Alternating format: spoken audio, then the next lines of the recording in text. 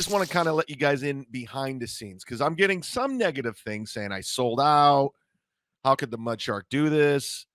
But there's a lot going on behind the scenes. So how did this all come together? Like, what happened exactly? People thought I was in cahoots with Shuli, like this was a work from the beginning. No, this really kind of unfolded. As you know, I did the shows with John last week, paying John after splitting chats, giving him 500. It was upwards to $1,300. I made the money back in a little bit extra, but there was a lot more going on. So basically what happened was Shuli went on his show. I wasn't watching. Full disclosure, I don't watch a lot of the shows just because it's just too much. When I'm not in the world, I kind of want to get out. So somebody said Shuli's been reaching out. He wants to fix things. He wanted me to come on the show. They sent a link. I was like, after everything that's happened, I'm not going on the show. 4 against 1, So I was very skeptical because you don't trust anybody. You don't trust anybody. See, I'm getting a little bit of this. Softcast #1 fan. Fraud Shark stands for nothing. Well, that's why I wanted to do this program, because there's some people that thought I'm a sellout, I'm a fraud for doing this. But the fact of the matter is, before this all happened, Shuli, Bob, myself, we were all friends. We all got along great, And when we entered the podcast drama, there's a lot of people that will manipulate, the super chat. You'll pander to super chatters and members, and it just gets out of hand, out of control. But truly, Bob and I, even Kevin, we all know each other. Ray DeVito, we all know each other, But guys like Steel Toe, none of us met him. We don't know him. He was just kind of a Johnny-come-lately. So Shuli reaches out, and I didn't think it was sincere. I thought Shuli was setting something up. So I sent him a text, give me a call, and he texted me back. And he actually texted me before that, and he called me, and I was skeptical. I had my bullshit radar on, and I was just like, all right, where's he coming from? What's his angle? And there wasn't one. It was very sincere conversation. We had a nice conversation, long conversation about, what's going on, what we're doing, things that are happening. And I go, you know what? This is cool. And he goes, let me reach out to Bob, because we should be doing stuff together. We should be doing shows and hanging out and having fun. He's like, I got into this because I wanted to have fun, and now it's not fun. And, it's just getting out of control. And I agreed with him. I go, yeah, it is kind of getting crazy, because it's just, what's going to, who we're eating ourselves. We should be kind of unified. We should be going after the popular people, and there's so much more to expose. So he reached out to Bob. He puts a 3-way conversation together for all of us. And we talked it all out. Had a huge conversation, talked about, putting things to rest, what we meant, what we didn't mean. And so sorry, I'm just checking the chat, guys. I want to keep you guys included too. So we came to an agreement, like, hey, listen, let's do something. We'll go on shoot one of Shuli's shows, and we'll just kind of talk it out. We didn't really have a plan in place. So the plan was to go on Uncle Rico on Thursday before I did the show with John. And it kind of worked out because it wasn't planned. We were just going to talk about it. Leading up to that, I was out of the John business. I was like, I'll do this podcast with John, regardless of John and, the exhausting phone calls and text messages and the freakouts. I felt I owe him. Even though I paid him, I could sleep well at night knowing I paid him close to $1,300. I said, let me just fucking do a show, get it done, and be done with it. I didn't want to be the first guest. I told John to go get a couple shows under your belt. He insisted that I be the first guest, put me in a position where I couldn't turn him down, even though I was trying. I said the days he wanted to do it, I was busy. I couldn't, I was like, come on, I got something going on. I can't do it at this time. And finally, he backed me into a corner. And I said, okay, let's do it Sunday. Let's do it Friday. And so we did it Friday. And oh, is this really it? Is this really John? Oh, good. Good. Good. Good. Good. Threats online. That's always good. It's always good to keep a teacher's job. Um, so I go on John's show, and I didn't go on there with any intent on trolling. I went on there. I was just going to do the show, and right from the rip, right from the beginning, I realized, all right, this is going to be a shit show. And John was just being ridiculous, and he was just repeating himself, saying the same stuff, and I'm like, okay. So I started fucking with him a little bit, nothing crazy, and then um, all of a sudden, it was like he was doing dumb things, and then I was pretending like I was getting fake Venmos, and I saw him getting more mad at me and angry, and I'm like, "All right."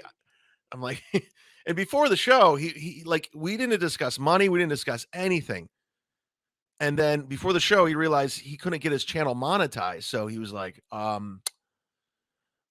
"Look, can we do it on yours? I'll split the super chats." That was the first time money ever came up, and I go, "Okay."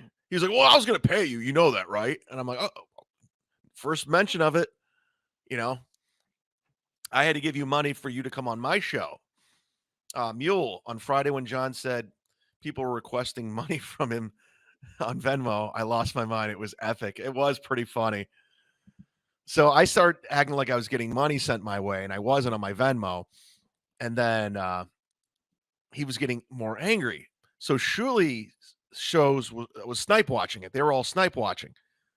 So they start telling me like little things to do, and I go, you know what? Let's have some fun with this. So I start doing it, and then they start sending me fake Venmos, like $400, $300, and I would bring it up on screen, and John was just getting pissed. And he's like, I get a cut of that. And I was just like, oh, this is fucking crazy. And then we bring on Tony because we were supposed to do Mondays with Mazer at 2:30. And I said, let's bring on Tony. So Tony catches on quickly to what I'm doing. He starts playing. And then next thing you know, like John's just getting more and more visibly upset that we were getting Venmo and he wasn't. And then he expected a percentage, and I got a huge donation. I was like, I should split this with you, John. He's like, you said you're gonna split it. So I'm like, oh, okay, whatever. So we're just fucking with him, having fun. But soon as the show ended, the broadcast ended, he kind of like started talking about that. So I squashed it immediately. I go, John, we were fucking with you. These are fake Venmos. My friend was sending them, because he's gonna want the money that doesn't exist. He's gonna want a percentage of that money that doesn't exist. So we get off the phone, I'm like, Jesus Christ, what was that? What was that all about? And that was that. And it was funny. I still think it's funny. I stand by it. If he's pissed about it, I mean, you're an asshole because that was funny. To watch you get visibly upset that we were getting more Venmo after you said you don't need the money and after I gave you all that money. So I don't know. Anyways, so Shuli says, how about you come on Rico tomorrow? And we'll talk about it. And that's exactly what happened. But I showed up with the intent. He said, well, Carl's going to be there. I'm like, okay, cool. No problem. I had no idea Cumia was going to be there. I had no clue. So I was actually, you know, I was a little shocked myself to see Anthony there. And then when Florentine came on, I go, epic. So it was a great moment in podcasting this year. I had a lot of fun. I'm glad I'm on good terms with those guys. I know Kevin Brennan's going to go crazy over this, but it was all fun, man. And it's the way it should be. We should be touring together. We should be out there. We should be doing shows, hanging out, getting along, taking on all these other motherfuckers instead of going at war against each other. John, I know you're watching. Even if you watched me on Shuli's network, I know you're never going to talk to me again. And I stabbed you in the back. I betrayed your trust. Notice I didn't trash you. You're always like, he trashed me. What did I trash you on Shuli's show? What did I say? How did I trash you on Shuli's show? I didn't say anything bad about you. I just says we were fucking with you with the Venmos and the money. And that's all it was. So you could be mad at me. You could be pissed. But it was fun. It was a goof. Didn't say anything about your bad about your family, but what do you expect me to do? I can sleep well at night knowing I gave you all that money. You're like, I used you. You used me. You used me. So I don't know. You could be cool about it or you don't have to be. That's fine. But I thought it was funny. Even on Shuli's show, I didn't say anything bad, but it is what it is. I stand by it. I've given you a lot of money. You forced me to do your show for first guest. So we had some fun, right? Shuli's fake leg. You called him exhausting and said he acted like a chick. Well, I said that to him. I said that to him. I called him a chick. So John was upset by that. I had to diffuse that. I did say that. He is exhausting. I don't think I'm the first person to say he's not. Very needy. I mean, the day I found out Pete from the Funny Stop died and I was kind of fucked up, he insisted I called him and I was like, I don't want to talk today. What do you have to say? That's when I said, quit being a chick, dude. And he got angry. Listen, I can't fight everybody out there. I can't. It's too much. I'm fighting all of them.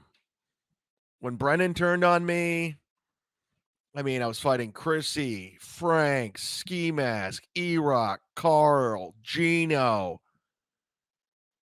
Then Melton turned on me. And it's just like, it's exhausting. It's exhausting. It all unfolded quickly. It was really not planned at all. John's show on Friday was not planned. We all just kind of more or less just kind of fell, we improv'd it. It came together. Tonight was a epic show and it was fun. Did you make up with Cumia? You got to go on a show. It would be great. Um, no, we just did the show. I think we realized the moment what was going on. You know, like they were saying, like bring on Cardiff, and I'm like, hey, look, the baby steps. I'm not looking to make up with everybody. I'm not. Like Jim said today on the show, I need a few bridges burned. I got to do. I'm not cool with Ray right now. Steel toe. I still got some problems. Chrissy kind of just disappeared. What was up with that tweet about the strikes? $1.99. Again, that was a lie. That was us setting up tonight. I was setting it up like a pro wrestler would. There's no channel strikes. And sorry, we had to go down that road. But we wanted it to be a surprise, and it was. You guys were from what I understand from what Bob was saying, because we've been group texting all week. Bob says no one's guessing who the surprise guest is. They're not guessing Chad. No one's guessing Chad. So we did throw him off, which was great. There he is. Right is right. $4.99. Great job, Chad. You did an amazing job with the whole saga. Thanks, buddy. No, it's been a fun journey, if you will. It's a year I'll never forget. We're only into July. Let me weigh in on this one. IAC 1978 thought you weren't a fan of the pylons. I'm not. I'm not a fan of the pylon. I think it's gross. And the Stuttering John thing, look, I had every intentions on being cool with John. Every intentions. He makes it very difficult, very hard, quickly. I don't hate him. I really don't. And when I said that to his face, I find him very entertaining. I do. Not for the reasons he thinks, but when he's acting like a lunatic, it's hysterical. But if you notice on Shirley's show, I wasn't like, I said he was exhausting. That's probably the meanest thing I said. He was exhausting. And that's stuff I would tell to his face. That's something I would say, dude, you're exhausting. So he's going to take this the wrong way. I'm dead to him. Florentine's dead to him. And notice Florentine didn't say anything bad about him. So it's just like, you could say whatever. That was better storytelling than WWE. Well done. We were talking when we talked on Saturday, me, Shuley, and Bob. Or was it Friday? I don't remember. We said this could be like the whole Hulk Hogan NWO. This could be like a whole turn here. And that's what everyone's comparing it to is Hogan joining the NWO and dropping the big leg drop on the Macho Man. And we're all a bunch of wrestling geeks from the old school era, the best era. So it was funny. And even the people that are mad, you liked it. You did. You loved it. Northwest Ken, are you mad at Levy?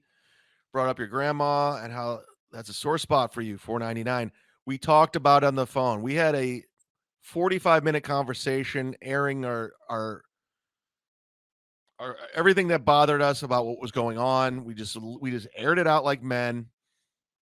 He was being completely understanding. So was I. I was listening. He was listening. We were listening to me. Listen to me. We listened. By killing your feuds with everyone, you also have killed Cumia's Cucks, your best show. Surely played you, bud. And that's not necessarily true because I never really made up with Cumia, and I never really made up with Carl. We're cool, but there's so many Cucks. Steel Toe's still there. They still suck up to Cumia. I didn't kill Cumia's Cucks because they still all kiss his ass. They all still all suck up to him and pander to him. So that show will still go on. Frank, Chrissy, Gino, E-Rock, Steel Toe.